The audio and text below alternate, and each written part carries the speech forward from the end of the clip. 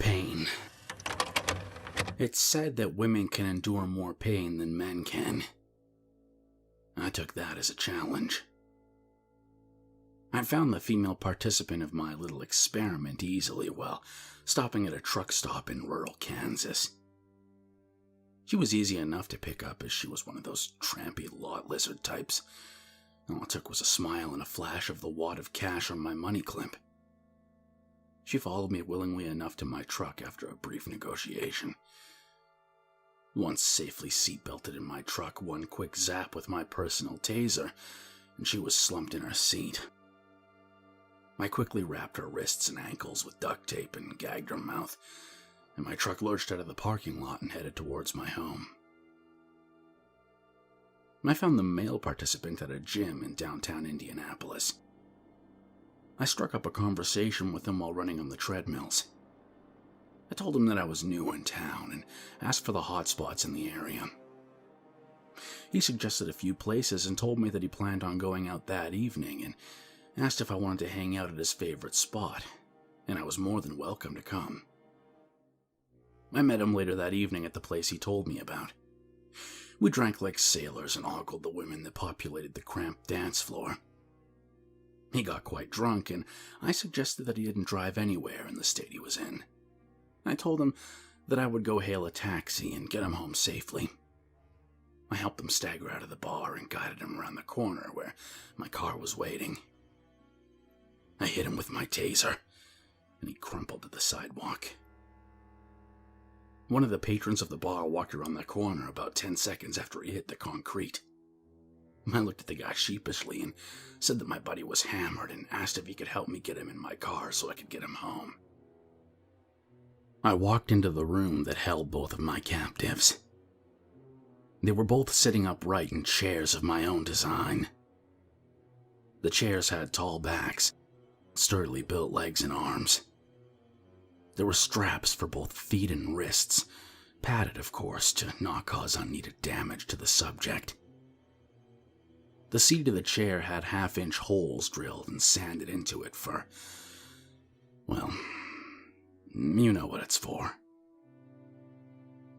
I greeted them with a smile and explained to them that they were my most important guests. And I can tell you they were not happy about their inclusion into this experiment. And they were less happy after I wheeled out the cart littered with things that I would use to conduct my undertaking. I explained to both of them that they were in a basement in a rural area, and nobody could possibly ever hear them scream or anything else they could do.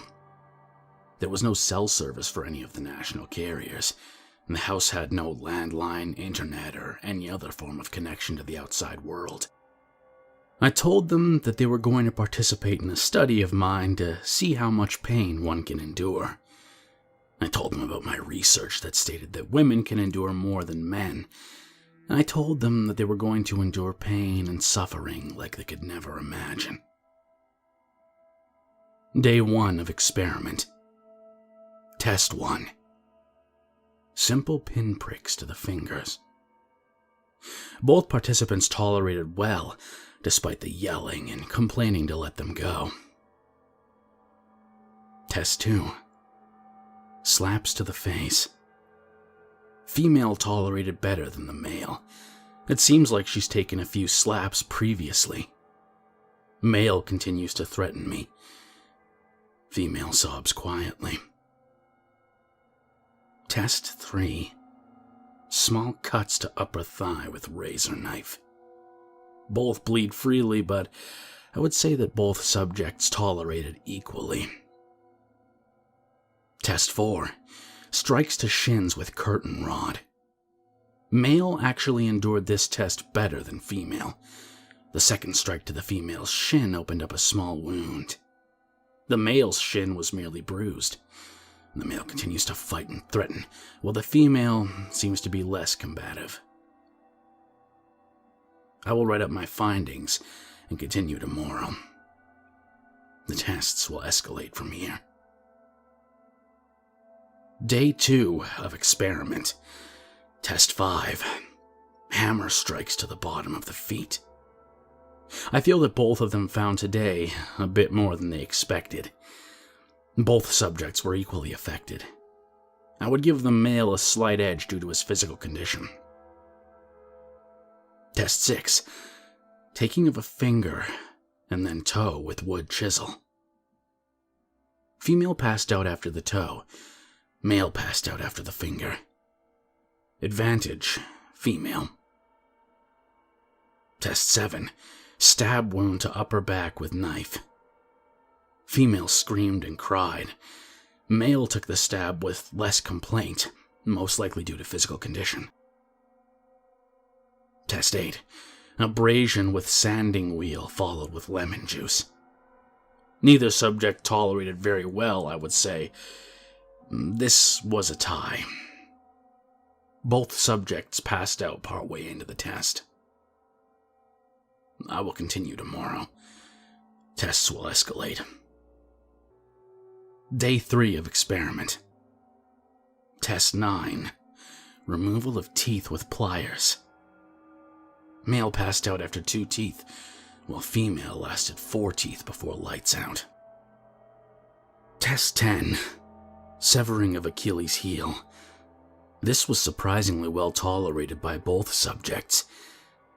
I believe that both of them are beginning to accept their fate. Test 11. Rupture of eardrum in ear. Both subjects were knocked out as a result of this one. I'll call this one a stalemate. I'll end this enterprise for the day, allowing the subjects to rest and prepare for the coming days. Day 4 of experiment. Walking into the work area, I turned to the cart and wall of tools. I didn't notice that the female had somehow gotten loose from her chair. I turned in time to see the 2x4 arcing towards my head. I woke up later, strapped to the male's chair. Day 25 of experiment. It seems like the previous research was wrong. I believe beyond the shadow of a doubt, from personal experience, that men can tolerate more pain than could ever be imagined. When will it end?